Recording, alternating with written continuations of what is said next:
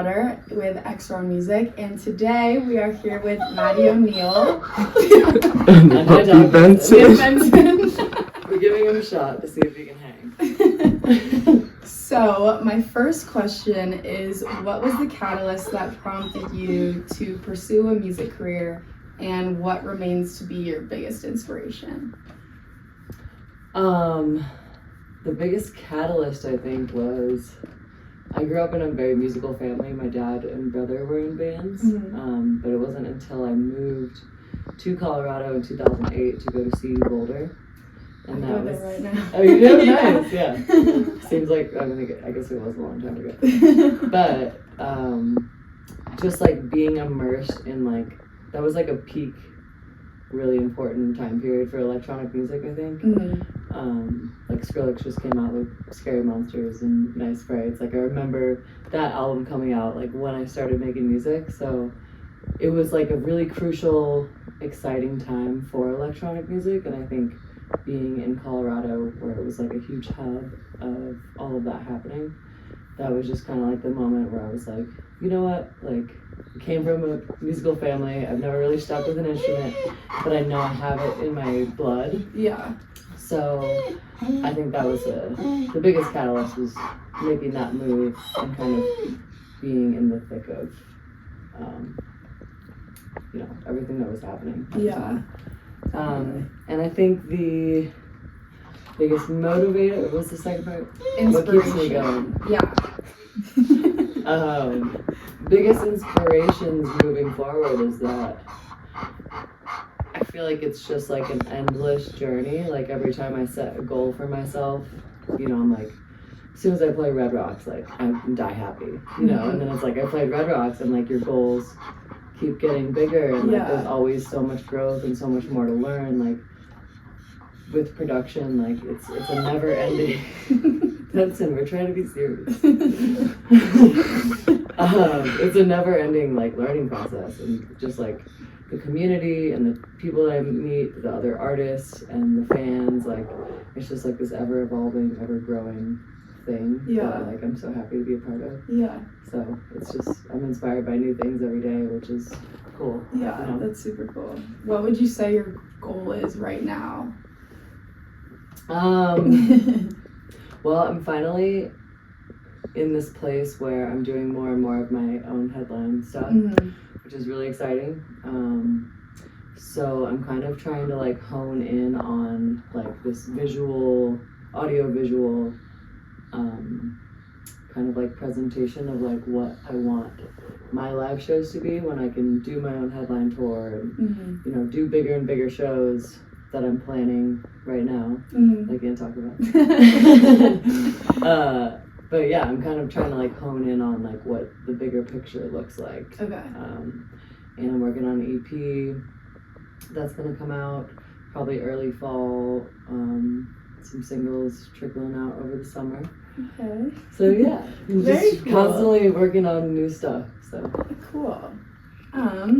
So last year you released your album Ricochet, and since then have released 2 volumes of Ricochet remixes. Yeah.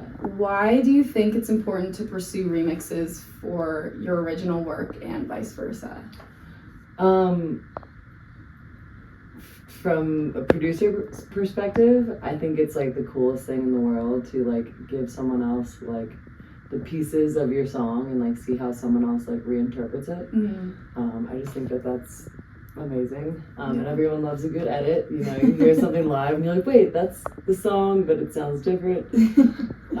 So it's cool to have like other versions to play live, but it's also like a really awesome way to connect with other producers and artists that you haven't collaborated with before too. Like I connected with a lot of people throughout the process of both of those remix albums that I hadn't actually talked to in person before. Like I was an admirer of their work, but like we hadn't collaborated, and it was just a cool way to connect. They were like, oh yeah, I've been a fan of yours, and I was like, I'm a fan of yours. Like, it was just like a really awesome way to like merge those gaps too. Yeah, definitely. Yeah. Cool. And then my next question is, last weekend I went to your Junkyard pop-up with Grizz. Oh, nice. I saw you there. What was the best part about a spontaneous show like that, and do you have any plans to do more like that in the future? I mean, I had no idea what to expect, honestly. I was up in the mountains. I played a Frisco show at 10 Mile, and Grant hit me up that night, like right before I went on stage. My tour manager's like, so you're doing this pop-up on Sunday? And I was like, am I? And I know his pop-ups have been like typically a lot smaller, so I thought it was going to be like 500 people or something. Luckily I've been doing a lot of like Madhouse sets because I played a house set there, and obviously it's not my main thing. But it's so much more fun for me to do that and just like put a playlist together, and it's like completely on the fly. And I love house music, so the more opportunities I get to do that, it's, my end goal to have that outlet. But yeah, I had no idea that like 6,000 people or however many people were there. It was a lot. Show up. And just Grant and I have been friends for a really long time, but it was cool that he, trusted me with the reins on a bigger one like that too. So it was cool to get some hang time in with him because we haven't seen each other in a while too. Cool. In your experience, what are the pros and cons of being on tour? I'll start with the negatives, just so we can go positive. Everyone knows how exhausting tour can be. I think just one of the hardest parts is like being away from home, especially if you have animals and the life and things. It can be definitely very exhausting, and it's hard to work on music while you're touring. So it's like you kind of have to like figure out the balance of like when you're gonna get stuff done. But positive. I absolutely love it. I consider myself like a road dog. I've been doing it for like at least 9 years between my old music project and Maddy. So like I've just learned how to live on the road, and I've been really grateful to tour with a lot of my best friends. That always helps, being around good people. You always become family with whoever you're on the road with, and like adapting to he's bored. Adapting to other people's lifestyles, and you get to tour the country or the world, and see different places, even if it's just the hotel and the venue sometimes. But yeah, it's really fun. It's like you meet people from all walks of life, and it's just, I'm a very like spontaneous kind of like spur of the moment person. I live for that lifestyle, so like it works for me. Some people are not, but it's awesome. It seems super dope. What's the craziest thing that's happened to you while playing a show, or the craziest thing at the show? Any stories?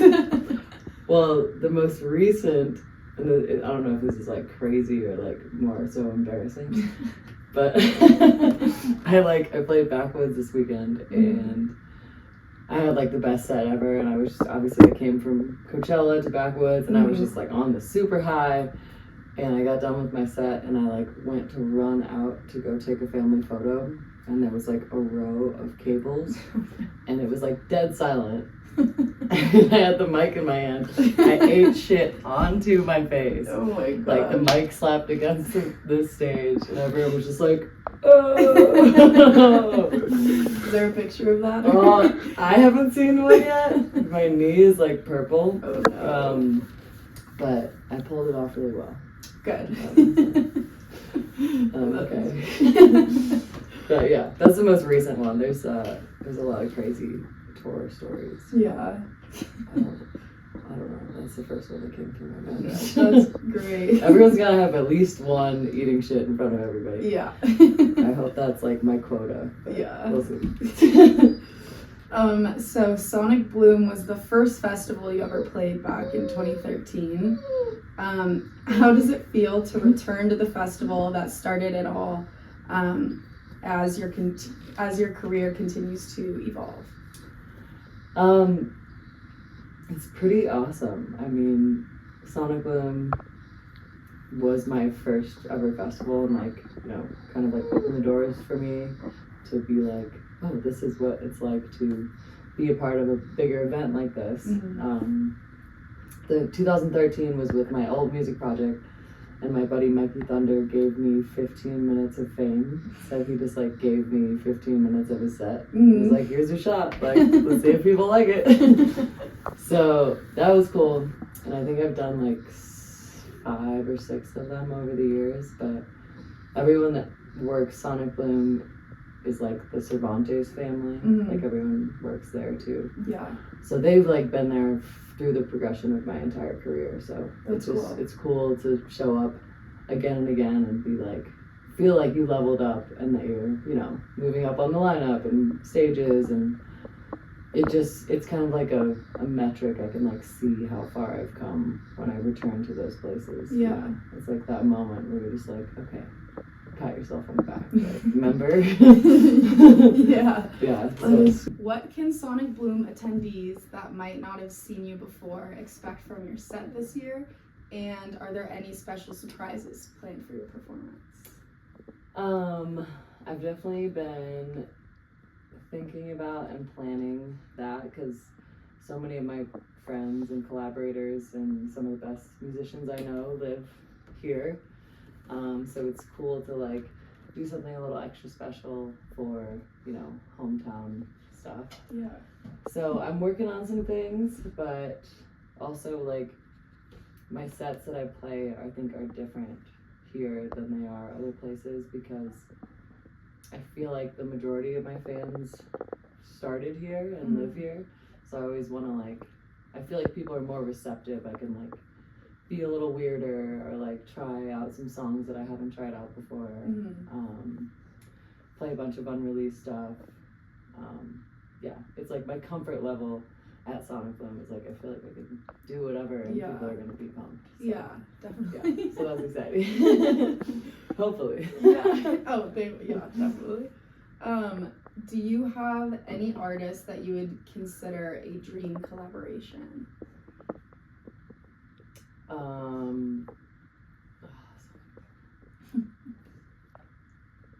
Currently. Yeah. I would love to work with Ellis Dream and Grizz. I feel like we would make some really awesome stuff together. Yeah. I'd love to work with like Toki Monster or Foreign Bangers actually was one that came up today. I've been rinsing one of their songs. They're just like the coolest MCs. So we're manifesting that at the current moment. So hard, there's so many people. Yeah, I don't know. The list is like way too big. It's a good list though. Yeah, it's a good one. And I'm working on a lot of collaborations right now that I'm super pumped on. So. Yeah. Okay, so what are your goals for the rest of the year, and are there any upcoming releases that we can keep an eye out for? I'm working on some really exciting stuff for fall. A headline run that I'm working on throughout the U.S. Obviously, there's going to be a big Colorado show involved in that. But yeah, I'm working on a bunch of singles right now. EP that will either come out at the end of the summer or beginning of fall, depending on how it all plays out. But yeah, I'm going to be trickling out some singles over the next couple months. Cool. So, yeah. We'll definitely keep an eye out for that. Yeah. Good job. You did it. Thank you for talking with me and answering all my questions. Yeah. Thanks for